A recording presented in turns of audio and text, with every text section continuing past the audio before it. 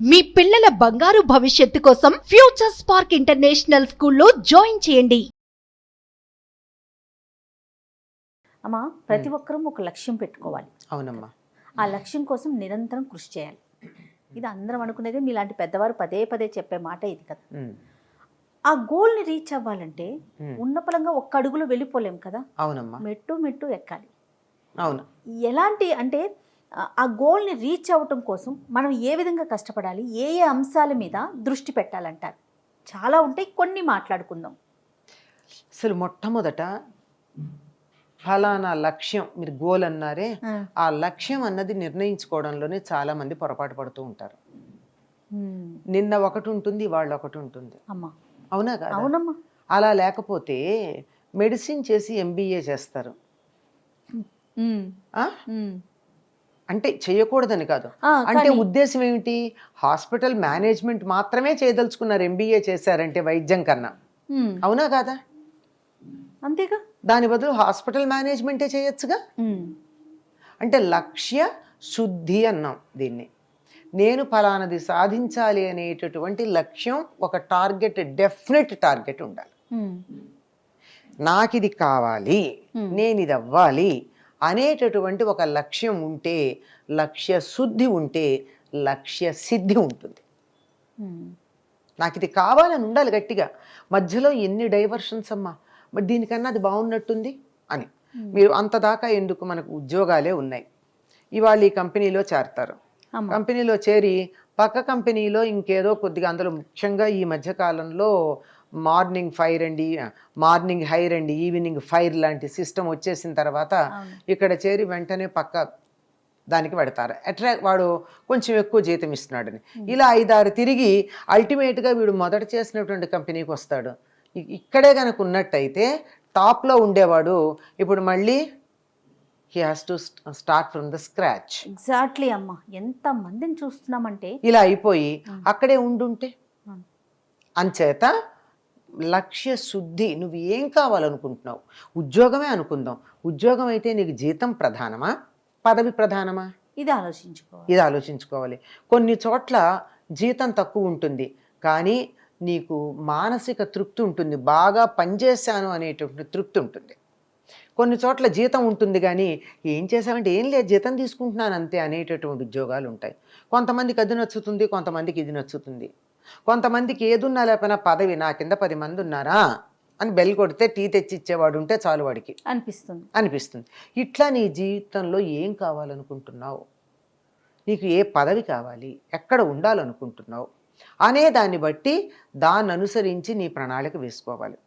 అదే చదువులు అనుకోండి, నువ్వు ఏం చేయాలనుకుంటున్నావు? రీసెర్చ్ చేయాలనుకుంటున్నావా ఒక ఫీల్డ్లో, లేదా ఉద్యోగం కోసం చదువుతున్నావా, లేకపోతే మరి దేనికోసం చదువుతున్నావు? జ్ఞానం కోసం చదువుతున్నావా, పేరు చివర సరదాగా డిగ్రీ తగిలించుకోవడం కోసం చదువుతున్నావా? దీన్ని బట్టి ఆలోచించుకుని నువ్వు ఉద్యోగం చేసుకోవాలి. పేరు వెనకాల డిగ్రీ తగిలించుకోవడం ఒకప్పుడు ఫ్యాషన్ ఉండేది, ఇప్పుడు చేయట్లేదు ఎవరు. అవునవును. ఫలానా సుబ్బారావు BA అంటే అదో విలువ. పెళ్లి శుభలేఖలు కూడా వేయించుకునేవాళ్ళు, ఇంటి ముందు బోర్డులు కూడా పెట్టుకునేవాళ్ళు. అట్లా అనుకున్నావా? BA చేసే తేలిగ్గా అయిపోతుంది, అందులో నీకు తేలిగ్గా నచ్చిన సబ్జెక్టు. లేదు రీసెర్చ్ చేయాలని ఉంది, ఏ ఫీల్డ్లో చేయాలనుందో ఆలోచించుకో. ఫిజిక్సా, కెమిస్ట్రీనా, మ్యాథమెటిక్సా, సోషల్ సైన్సెసా, హిస్టరీనా, లాంగ్వేజెసా, సాహిత్యం, నీ ఇష్టం. నీకు నచ్చిన దాంట్లో రీసెర్చ్ చేయదలుచుకుంటే అది పర్టికులర్గా తీసుకుని దానికి అనుగుణంగా ఉండేటటువంటి బోర్డు తీసుకోవాలి. చాలా చేయాలి దానికి సంబంధించి. అంటే ఫలానా దానికి ఇది సహకరించింది, ఇలా సహకరించేటటువంటివి ఎన్నో చేసుకోవాల్సి ఉంటుంది. నేను ఫలానా సబ్జెక్టులు మొన్న రీసెర్చ్ చేయాలి అని అనుకున్నట్టయితే దానికి అనుగుణంగా ఉండేటటువంటివి ఎన్నో తీసుకోవాలి. అన్నింటికన్నా ముందుగా నేను చెప్పానే లక్ష్య శుద్ధి ఉంటే లక్ష్య సిద్ధి ఉంటుంది. ఆ లక్ష్య సిద్ధి కావాలి అంటే రెండు, ఇది ఇక్కడ లక్ష్య శుద్ధి, అది లక్ష్య సిద్ధి అయితే ఈ మధ్యలో ఉండాల్సింది తిష్ట. తిష్ట ఉంటే నిష్ఠ కుదురుతుందని ఒక మాట ఉంది. అంటే నువ్వు ఒక దాని మీద పట్టుదలగా ఒక చోట కూర్చున్నావంటే అది నువ్వు సాధిస్తావు. ఇట్నుంచి శాఖాచంక్రమణం, ఈ కొమ్మ మించి ఆ కొమ్మ మీదకి, ఆ కొమ్మ మించి ఈ కొమ్మ మీదకి అట్లా గెంతుతూ ఉన్నావంటే ఎక్కడికి వెళ్తావు? ఏం సాధిస్తావు? ఏం మిగులుతుంది? అందువల్ల ప్రధానంగా ఇవన్నీ ఉండాలి. నువ్వు ఏది చేయదలుచుకున్నావో దానికి సంబంధించిన అనుబంధమైనటువంటివి, దానికి సంబంధించిన శాఖలు ఏవైతే ఉన్నాయో వాటికి సంబంధించిన జ్ఞానం కొంత ఉండాలి. ఆ జ్ఞానం లేకపోతే ఏమొస్తుంది? అవును. నాకు ఒక 8వ తరగతి చదువుతున్న అమ్మాయి నాకు లెక్కలంటే విసుగ్గా ఉందంది. దేనికి అని అడిగా. నువ్వేం చేయాలనుకుంటున్నావు అని అడిగా. అడిగితే నేను డాక్టర్ అవ్వాలి, నాకు లెక్కలు ఎందుకంది. డాక్టర్ అవ్వాలంటే లెక్కలు కావాలమ్మా, మంచి సర్జన్ కావాలంటే ఎన్ని అంగుళాలు కొయ్యాలి, ఎన్ని కుట్లు వెయ్యాలి, ఈ లెక్క కావాలంటే నీకు లెక్కలు అవసరమే కదా. ఇవన్నీ లేకపోతే నువ్వు సర్జన్ ఎట్లా అవుతావు? అందువల్ల లెక్కలు నేర్చుకో అని చెప్పా. Okay. She learn mathematics. Okay. ఎటువంటి సందేహం లేకుండా అప్పటిదాకా నాకు అక్కర్లేదు లెక్కలు అనుకున్నటువంటి పిల్ల నాకు మెడిసిన్ చేయడానికి లెక్కలు అవసరం అవుతాయి అని లెక్కలు నేర్చుకుంది. ఓకే. ఏదైనా ఒకటి సాధించాలి అనుకుంటే దానికి సంబంధించిన అనుబంధ రంగాల గురించినటువంటి అవగాహన ఉండాలి. లక్ష్యాన్ని ఎదురుగా పెట్టుకోవాలి. దీనికి మనకు చిన్న కథ కూడా చెప్తారు.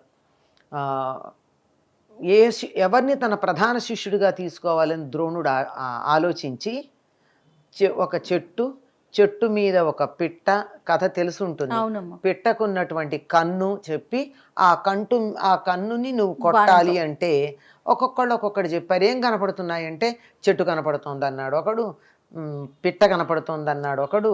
అర్జునుడు మాత్రం నీకేం కనపడుతోందంటే పిట్ట కన్ను కనపడుతోంది అన్నాడు. లక్ష్యాన్ని కరెక్ట్గా చెప్పాడు. లక్ష్యం ఏది కావాలో అది. అందువల్ల అటువంటి లక్ష్య శుద్ధి ఉండాలి. ఏది కావాలో దాని మీద క్లారిటీ. దీని ఇంకా ఇంగ్లీష్లో అందరికీ అర్థమయ్యే భాషలో చెప్పాలంటే క్లారిటీ ఉండాలి. నీకేం కావాలో, నువ్వేమవదలుచుకున్నావో, are you clear about it?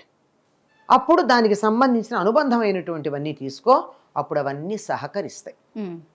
లేకపోయినట్టుగా ఏమవుతుంది?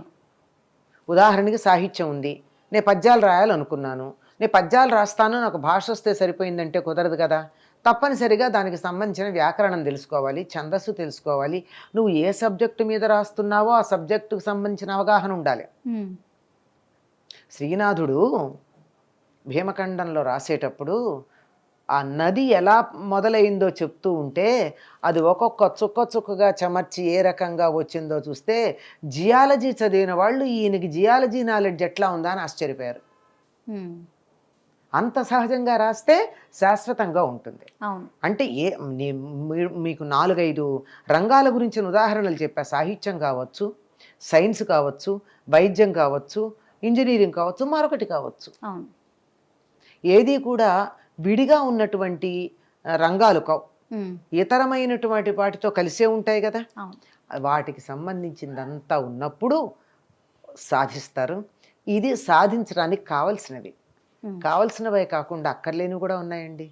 కొన్నిటిని వదులుకోవాలి, కొంత త్యాగం చేయాలి. అదే బద్ధకం వదిలేయాలి.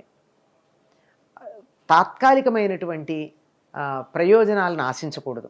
తాత్కాలిక ప్రయోజనాలను ఆశించి వెళ్ళేటప్పుడు చాలా దెబ్బతింటాం.